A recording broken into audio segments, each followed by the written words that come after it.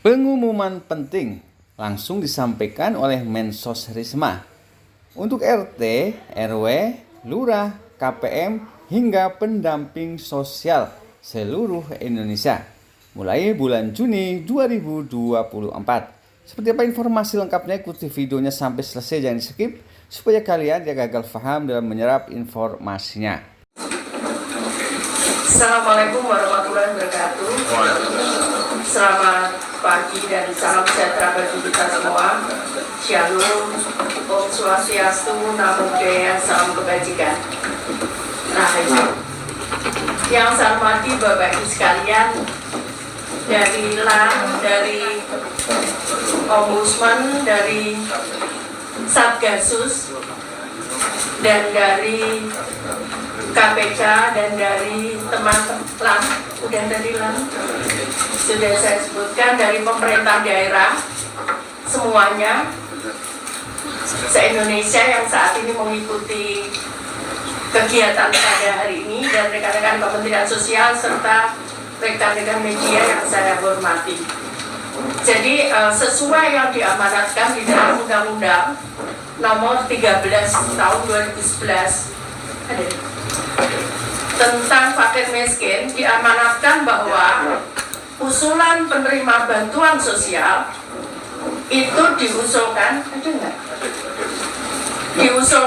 oleh daerah kepada Kementerian Sosial melalui mekanisme musyawarah kelurahan atau musyawarah desa. Untuk proses musyawarah desa dan musyawarah kelurahan itu bisa dicantumkan, karena mohon maaf Bapak Ibu sekalian, para kepala dinas sosial dan daerah yang saat ini mendengar, kenapa saya harus menyampaikan ini, karena kadang usulannya, mohon maaf, ada laporan ke kami bahwa itu yang diusulkan orang-orang terdekatnya si A. Kemudian bahkan ada yang dia pejabat, dia bertanggung jawab terhadap ini, dia mengusulkan dirinya sendiri. Kemudian pemerintah daerah kabupaten dapat mengusulkan data yang belum diusulkan oleh desa atau kelurahan atau nama lain yang dianggap layak. Di Padang itu namanya Nagari, kemudian ada di Aceh itu namanya Gampong gitu. Jadi ini yang dimaksud nama lain itu kadang-kadang di daerah namanya beda gitu. Nah karena itu bisa diusulkan di luar itu, identitas diri, foto rumah atau tempat tinggal, tampak depan dan bagian dalam. Karena ini penting Mbak, karena jangan sampai kami juga masih menemukan beberapa rumah yang mestinya menurut saya tidak layak. Kalau misalnya ada dispute, ya rumahnya bagus tapi dia miskin, maka harus ada verifikasi lain yang harus Bapak Ibu yakinkan bahwa mereka miskin. Tapi kalau nggak ada, kami tetap menilai. Contohnya misalkan, saat itu kami pernah dikomplain, ini orang ini kaya, tapi kita lihat tuh rumahnya jelek. Ternyata setelah kita cek ke lapangan bersama-sama, ternyata dia memang punya sapi 9.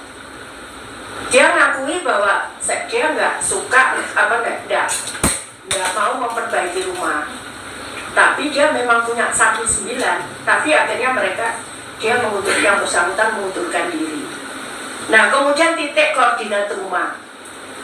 Ini menjadi penting karena kami punya alat untuk bagaimana kami bisa mendeteksi berapa luasan rumah itu kalau titik koordinatnya lengkap. Jadi kami biasanya mencari itu, kalau tadi koordinat ini rumahnya gede ternyata, mungkin dari foto nggak nampak, tapi dari lokasi titik koordinat itu kami bisa tahu bahwa seberapa luas rumah itu dan posisinya di mana kami tahu. Seperti itu. Yang selanjutnya dilakukan pengesahan bupati, wali kota atau wakil bupati atau wakil kota atau sekda atas nama bupati, kemudian dikirim kepada kami. Kemudian Bapak Ibu sekalian juga, jadi aplikasi ini bisa di-download lewat Play Store. Nanti mungkin Pak Pak Kepala Pusdatin bisa menjelaskan dengan aplikasi namanya Cek Bansos. Jadi Bapak Ibu sekalian, nanti akan kita Senin itu akan kita training untuk daerah, sosialisasikan dan kita training untuk daerah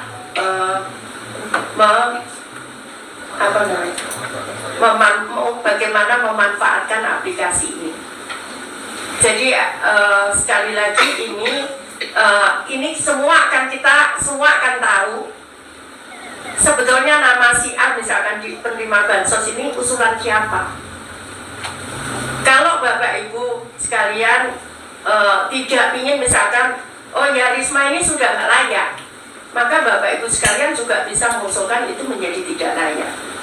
Tapi kalau misalkan mau ini layak gitu, Bapak Ibu juga bisa mengusulkan itu layak untuk menerima itu. Seperti itu. Jadi kira-kira seperti itu teman-teman di daerah. Saya berharap nanti, jadi sekali lagi teman-teman daerah yang sekarang masih datanya dimasukkan oleh para pendamping kami, PKH, TKSK, dan pendamping lainnya, ada Peksos, ada pendamping Resos, ada lagi Porda, macam-macam itu yang di bawah Kemensos itu tidak boleh dia menjadi pengelola data, tidak boleh. Ini yang menyarankan ini Satgasus. Jadi Satgasus itu yang menyarankan seluruh instrumen dari Kemensos tidak boleh menjadi pengolah data. Jadi ini data ini otomatis. Seperti saya pun saya tidak tahu karena data itu dari Bapak Ibu mengusulkan masuk ke datanya Pusdatin, dan ini sudah kita akan ISO-kan untuk proses keamanan ini. Ini kemudian dari Pusdatin langsung ke Dirjen-dirjen yang mengurusi ini tanpa melalui saya.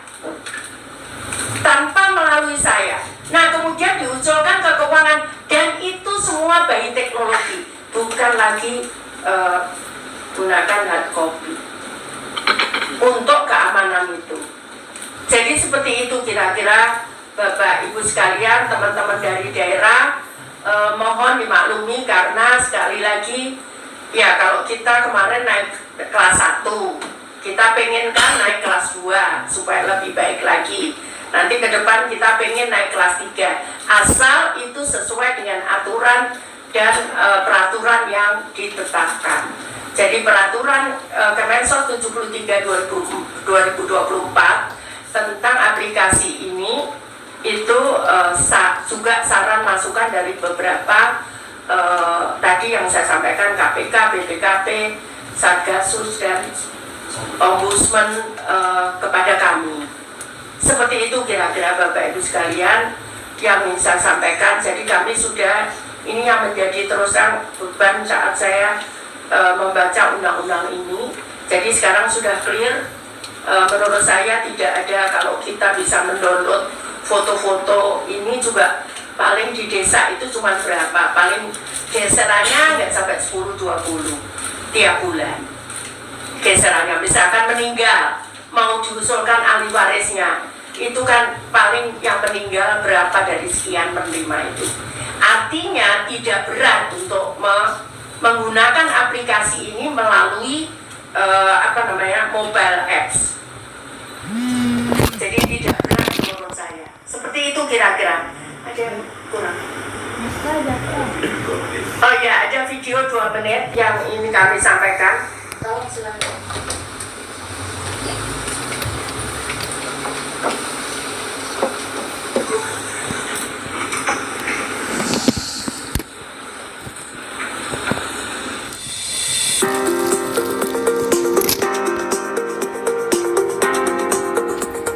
Mekanisme pengusulan penetapan Bansos atau DTKS telah diperbarui dan ditingkatkan tata kelolanya.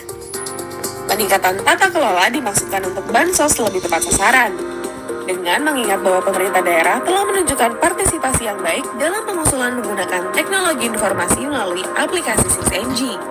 Kunci peningkatan tata kelola dilakukan dengan cara melibatkan banyak orang dalam pengusulan Bansos atau DTKS melalui Musdes atau Muskal atau nama lain. Diharapkan kebijaksanaan kolektif dalam musyawarah dapat meningkatkan akseptabilitas publik. Musyawarah ini dapat dilaksanakan paling sedikitnya 1 kali dalam 3 bulan dengan mengunggah berita acara, dokumentasi, publikasi, dan daftar hadir Musdes atau Muskal. Dalam hal musyawarah tidak dilaksanakan, kepala desa atau lurah atau nama lain bisa menyampaikan usulan dengan menggunakan surat pernyataan tanggung jawab mutlak atau SPTJM.